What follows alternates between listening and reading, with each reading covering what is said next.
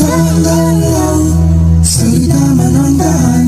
Mga saglit na inilikha, kakaibang tama.